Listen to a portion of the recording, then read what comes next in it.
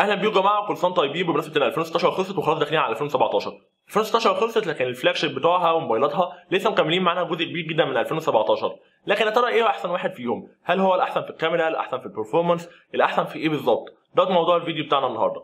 معاكم احمد كمان من AK ريفيو واحسن موبايل لسنه 2016.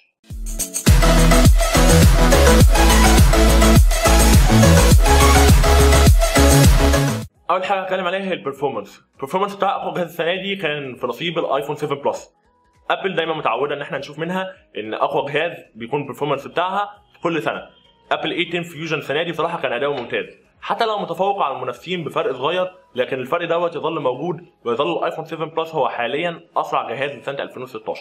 لو حابب تعرف انطباع عن الايفون 7 والايفون 7 بلس اعمل سبسكرايب للقناه وهتلاقي فيديو نزلته قبل كده عن انطباعي في الجهازين دول ورايي فيهم. ده كان بالنسبه للبرفورمانس والاداء بتاع الجهاز في الشغل الثقيل والالعاب الثقيله، لكن بالنسبه للمالتي تاسكينج وانك تعمل كذا حاجه في نفس الوقت كان الجهاز بصراحه احسن جهاز في الموضوع ده السنه دي كان الميت 9 والميت 9 بورشا ديزاين والميت 9 برو، كلهم جهاز واحد تقريبا مع اختلافات بسيطه. الميت 9 كان هو احسن اداء في موضوع المالتي تاسكينج وانك تعمل كذا حاجه في نفس الوقت. ده راجع ممكن الايموشن يو اي 5 الجديده سهلت جدا من الاستخدام بتاع الجهاز وخلتها اخف كتير جدا من الايموشن يو اي اللي كانت موجوده قبل كده. ده غير طبعا الكيرن 960 اللي يعتبر دلوقتي واحد من احسن السيستم اون شيبس في المالتي تاسكينج.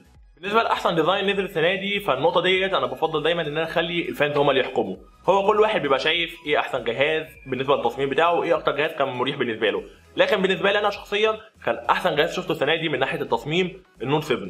النوت 7 كان بيجمع ما بين ان هو مريح جدا في الايد وان شكله كويس جدا. للاسف بسبب مشكله النوت 7 وان هو كان بينفجر والباتري بتاعته فاتسحب من السوق وما بقاش موجود دلوقتي وما بقاش متاح ليك انك تشتريه. البديل بتاعه اللي هو اقرب شكل ليه بصراحه هو الاس 7 ايدج. الاس 7 ايدج دلوقتي تقريبا احسن جهاز في السوق من ناحيه التصميم، لكن للاسف مش مريح في الايد زي النوت 7.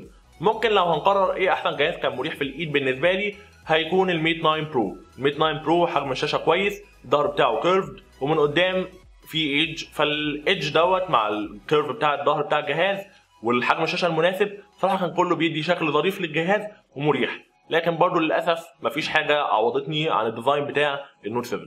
اكتر جهاز شفته في 2016 كان مبدع وكان فيه حاجه جديده هو الشاومي مي ميكس. الشاومي مي ميكس شفنا منه سكرين تو بادي ريشو عاليه جدا، وشخصيا متوقع ان باقي الشركات تبتدي تقلد شاومي في النقطه ديت وتبتدي تعلي السكرين تو بادي ريشو بتاعها عالي قوي. الشاومي مي ميكس اداني سكرين تو بادي ريشو خلت شكل الجهاز ممتاز بصراحه. للاسف بما ان شكل الجهاز كان كبير حبتين فما كنتش اقدر احطه مع احسن ديزاين، لان احسن ديزاين برضه من شروطه ان هو يكون مريح في الايد. شاومي مي ميكس رغم ان شكله تحفه مستحيل يكون مريح في الايد بحجم اكبر من 6 انش، داخل 6 انش ونص تقريبا، لكن بالتاكيد يعتبر واحد من اكتر الاجهزه اللي شفنا فيها حاجه جديده وحاجه مبدعه بالنسبه لسنه 2016. ما ينفعش اتكلم عن الحاجات الجديده من غير ما اجيب سيره الجوجل بيكسل وجوجل بيكسل اكس ال اللي يعتبروا اول موبايلات لجوجل تعملها لوحدها بدون شراكه مع اي شركه ثانيه. اكتر حاجه عجبتني في الجوجل بيكسل والجوجل بيكسل اكس ال ان هم دول المستقبل في رايي. المستقبل هو الذكاء الصناعي اللي موجود في الاجهزه ديت. الذكاء الصناعي تطور بشكل رهيب جدا واتمنى ان باقي الشركات تكمل مسيره جوجل في الموضوع دوت وتطور من نفسها فيه. بالنسبه للكاميرا فما اقدرش اديك جهاز واحد واقوم قايل ده احسن كاميرا في 2016، لان اولا عندك كاميرا اماميه وكاميرا خلفيه فهتحدد على اساس كاميرتين مختلفتين. ده غير ان كل جهاز بيتميز بان هو احسن في بعض الاوضاع المعينه، زي في النهار، زي في الاضاءه القويه، الاضاءه الضعيفه، في الليل. كل جهاز ليه ظروف اضاءه بيظهر فيها احسن من التاني. في زرار هيظهر لك وانا بتكلم هتدوس عليه علشان تعمل فوتنج وتقول رايك ايه احسن جهاز بالنسبه للكاميرا في سنه 2016. للاسف معظم اجهزه الفلاج شيبس بيبقى سعرها عالي جدا وغالي جدا. في اجهزه ثانيه برضه بيبقى بنفس المواصفات وقويه ومناسبه جدا ليهم لكن بسعر اقل. كنت محتار بصراحه اقول ايه احسن موبايل هو بسعر كويس، هل اقول الاونر 8 ولا اقول الون بلس 3؟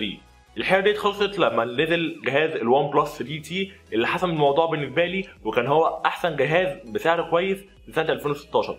الجهاز دوت بالنسبه للمواصفات بتاعته يعتبر ممتاز للسعر بتاعه. دي في رايي كانت احسن اجهزه 2016. هستنى اسمع رايكم انتوا واعرف ايه احسن جهاز من وجهه نظرك. كان معاكم احمد كمان من AK ريفيو، استنوني في الفيديو الجاي.